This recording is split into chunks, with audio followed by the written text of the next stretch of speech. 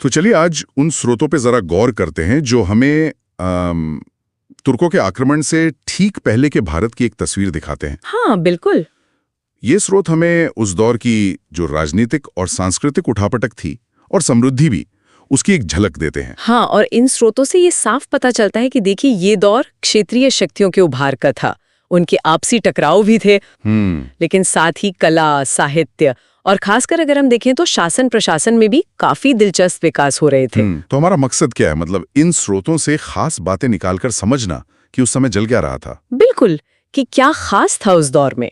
अच्छा, तो अगर उत्तर और पश्चिम भारत से शुरू करें तो स्रोत हमें हिंदू शाही राजवंश के बारे में बताते हैं। हाँ, जिनका फैलाव कश्मीर से चेनाब नदी तक बताया जाता है। फिर मध्य भारत में चंदेल राजवंश का नाम आता है ना। जी, जेजाग भुगते जी, आज का बुंदेलखंड इलाका। 9वीं सदी के आसपास ये उभरे। यशोवर्मन और धंग जैसे काफी शक्तिशाली राजा हुए इनके। लेकिन बाद में परमार्दी देव को पृथ्वीराज चौहान के हाथों हार का सामना करना पड़ा। वो एक अहम मोड़ था। और पश्चिम में अगर देखें, गुजरात के सोलंकी, मतलब चालुक्य वंशी। हाँ, सोलंकी मूलराज प्रथम संस्थापक थे इनके। जी, और इनके दौर की एक बहुत बड़ी घटना थी भीम प्रथम के समय महमूद गजनवी का सोमनाथ पर आक्रमण 1025-26 ईस्वी। वो तो इतिहास में दर्ज है। बिल्कुल, पर यह भी जानना दिलचस्प है कि बाद में एक और स्रोत बताता है कि मूलराज द्वितीय के समय मोहम्मद गौरी को गुजरात में हार भी मिली थी 1178 ईस्वी में। अच्छा, मतलब काफी उतार चढ़ाव चल रहा था। हाँ बिल्कुल, शक्ति संतुलन बदलता रहता था। अब जरा दक्कन और दक्षिण भारत की तरफ देखें। यहाँ तो राष्ट्रकूट राजवंश एक बड़ा नाम था। बहुत शक्तिशाली। दंती दुर्ग ने मान्यखेट को राजधानी बनाकर इसकी शुरुआत की। कन्नड़ इनकी राजभाषा थी। और इनकी ताकत सिर्फ फौज में नहीं थी, है ना? नहीं, बिल्कुल नहीं। कृष्ण प्रथम ने एलोरा का वो अद्भुत कैलाश मंदिर बनवाया। आप सोचिए, एक ही चट्टान को काटकर। गजब की चीज है वो तो। ये उनकी महत्वाकांक्षा और कला संरक्षण दोनों दिखाता है। फिर अमुक वर्ष जैसे शासक हुए। हाँ, सुना है, विद्वान थे शायद। बहुत। उन्होंने कन्नड़ में कविराज मार्ग जैसा महत्वपूर्ण ग्रंथ लिखा। अच्छा। और कृष्ण तृतीय ने तो चोल शासक परांतक प्रथम को भी हराया था। मतलब दबदबा काफी था इनका। राष्ट्रकूटों के अलावा चालुक्यों की भी बात करनी होगी। इनकी 2 शाखाएं थी ना? हाँ, एक वातापी या बदामी और दूसरी कल्याणी। वातापी के पुलकेशन द्वितीय तो बहुत मशहूर हैं, जिन्होंने सम्राट हर्षवर्धन को नर्मदा के किनारे रोका था। जी हाँ, ऐहोल अभिलेख में इसका जिक्र मिलता है। और उन्होंने पल्लव राजा महेंद्र वर्मन प्रथम को भी हराया था शायद। हाँ, हराया था। हालांकि बाद में फिर राष्ट्रकूटों ने वातापी चालुक्यों का अंत कर दिया। अच्छा। फिर कल्याणी में तेलप द्वितीय ने चालुक्य वंश की फिर से नींव रखी। जी। इस वंश के विक्रमादित्य षष्ठम भी काफी प्रसिद्ध हुए। हाँ, उनके दरबार में वो थे ना, बिल्लण। बिल्कुल, विल्हण, जिन्होंने विक्रमांक देवचरित लिखी। और विज्ञानेश्वर भी। विज्ञानेश्वर मिताक्षरा वाले। हाँ, हिंदू कानून पर मिताक्षरा जैसा ग्रंथ। तो ये सांस्कृतिक उपलब्धियां बहुत मायने रखती हैं। दक्षिण में एक और बड़ा नाम है कांची के पल्लवों का। जी हाँ, पल्लव राजवंश। महेंद्र वर्मन प्रथम ने तो मत्त विलास प्रहसन नाम का एक हास्य नाटक तक लिखा था। अरे वाह, ये दिखाता है कि शासकों की रुचि सिर्फ युद्ध में नहीं, साहित्य कला में भी थी। बिल्कुल। और नरसिंह वर्मन प्रथम, उन्होंने तो पुलकेशन द्वितीय को हराकर वातापी कोंड की उपाधि ली थी। वातापी का विजेता। हाँ, और महाबलीपुरम के वो मशहूर रथ, वो भी इन्होंने बनवाए, एक पत्थर वाले रथ। अद्भुत हैं वो तो। फिर नरसिंह वर्मन द्वितीय के समय कांची का कैलाशनाथ मंदिर और महाबलीपुरम का शोर मंदिर बना। ये मंदिर निर्माण उनकी शक्ति और धार्मिक आस्था दोनों को दर्शाते हैं। और फिर आते हैं चोल राजवंश पर। हाँ, इनका नाम आते ही एक शक्तिशाली सुव्यवस्थित साम्राज्य की छवि बनती है। हाँ, विजयालय ने 9वीं सदी में इसकी स्थापना की। लेकिन असली उभार तो राजराज प्रथम के समय हुआ ना? सही कहा, राजराज प्रथम।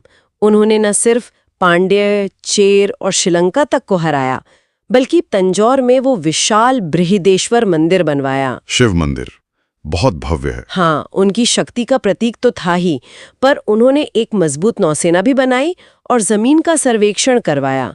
ये चीज कुशल प्रशासन दिखाती है। और यहाँ मामला वाकई दिलचस्प हो जाता है। उनके बेटे राजेंद्र प्रथम। हाँ, राजेंद्र प्रथम ने तो साम्राज्य को और भी आगे बढ़ाया। गंगा घाटी तक चढ़ाई कर दी उन्होंने। जी हाँ, और उपाधि ली गंगैकोंड चोल। गंगा को जीतने वाला चोल। और इसी नाम से नई राजधानी भी बसाई, गंगैकोंड चोलपुरम। और वो नौसैनिक अभियान श्री विजय वाला। हाँ, दक्षिण पूर्व एशिया के श्रीविजय साम्राज्य तक नौसैनिक अभियान भेजा। आप सोचिए उस जमाने में इतनी दूर, ये उनकी समुद्री ताकत और महत्वाकांक्षा दिखाता है। गजब की बात है। कुलोतुंग प्रथम भी एक अहम शासक थे। उन्होंने फिर से भूमि का सर्वेक्षण करवाया और चीन के साथ राजनयिक संबंध बनाए रखे। 1077 ईस्वी में 72 व्यापारियों का एक दूत मंडल चीन भेजा था उन्होंने। लेकिन चोलों की सबसे खास बात शायद उनका स्थानीय प्रशासन था, है ना? ये उर और सभा, ये क्या था? बिल्कुल, चोल प्रशासन की सबसे बड़ी खासियत उनका स्थानीय स्वशासन ही था, लोकल सेल्फ गवर्नमेंट। अच्छा। गांव में उर आम लोगों की सभा होती थी और सभा या महासभा अग्रहार गांव में होती थी, मतलब वो गांव जो ब्राह्मणों को दान में दिए गए थे।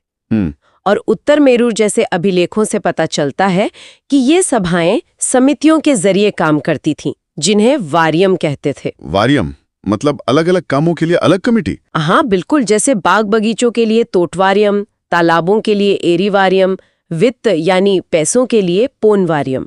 और सदस्य कैसे चुने जाते थे?